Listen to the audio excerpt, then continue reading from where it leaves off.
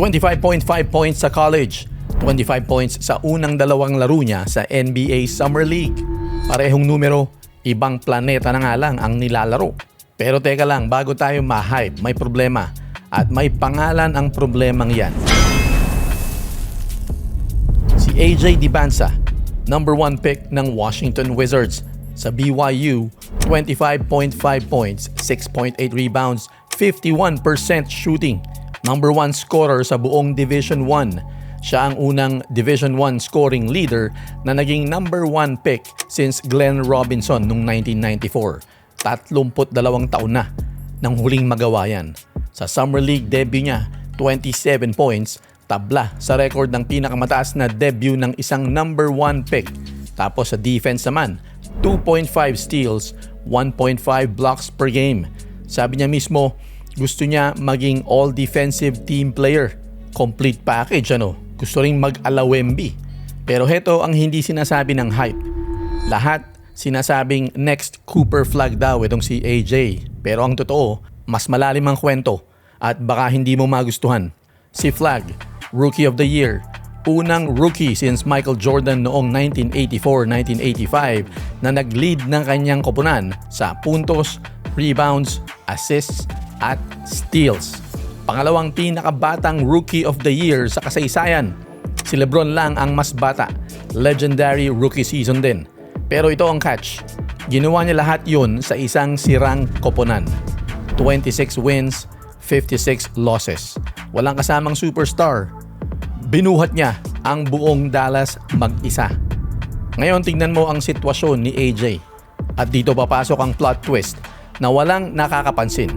Noong February, tinetrade ng Dallas si Anthony Davis papunta sa Washington. Ang trade na sumira sa season ni Cooper Flag. Yun din mismo ang trade na nagbigay ng superstar kay AJ Dybantsa. Ang nawala kay Flag, ang panalo naman ni AJ. Opinyon natin yan pero tignan mo ang timeline. Hindi ito coincidence. Ito ang buong kwento. Trae Young, bagong pirma. 4 years, $212 million. Anthony Davis, DeAndre Ayton, Alex Sarr, Keyshawn George, hindi na ito rebuild. Si Flag, walang tulong noong rookie year niya. Si AJ, papasok sa isang armado ng koponan.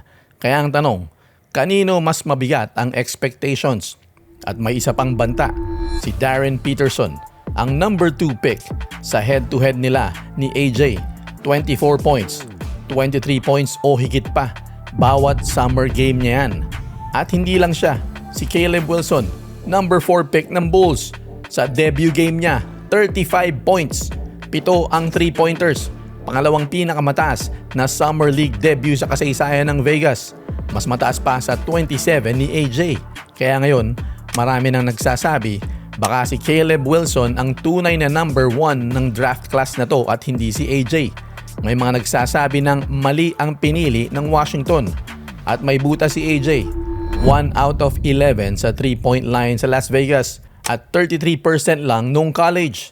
Kung hindi yan maayos, may ceiling ang hype nitong batang to. Pero heto ang nakikita ko na nagpapabago ng isip ko. July 9, 2026, debut ni AJ. Sino ang nasa courtside? Trae Young, Anthony Davis, Alex Sarr, Keyshawn George, ang buong core ng Wizards nanonood sa isang 19-year-old player. Totoo yan, may picture. Kailan mo nakita ang mga NBA stars na nag-abalang manood ng Summer League para sa isang rookie teammate? Ang Washington, 17 wins lang noong nakaraang season. Halos 200 na pagkatalo sa loob ng 3 taon. Ang dami nun. Walang 50-win season since 1979. Pero may isa pang detalye na parang pelikula. Ang huling freshman na nanguna sa buong college scoring bago si AJ, si Trae Young. Ngayon, magkakampi na sila. Sabi ni Trae Young, ang ceiling ng bawat koponan ay ang kampyonato.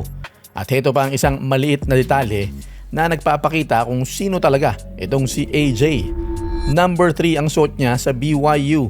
Pero sa Washington, kay Trae Young na ang number 3. Hindi siya nagreklamo. Anong ginawa niya? Pinagsama niya ang lumang numero niya at ang pagiging number 1 pick. 3 plus 1 equals 4. Yan ang bago niyang jersey number. Ganyan mag-isip ang bagong Washington Wizard na ito. Walang ego, puro solusyon. Magandang attitude. Winning attitude yan. Kaya ikaw ang bahala. Si AJ ba sa palagay mo ang susunod na Cooper Flag o mas magaling pa? Baka si Peterson kaya o si Caleb Wilson ang tunay na number 1? Pag-usapan na yan sa comment section.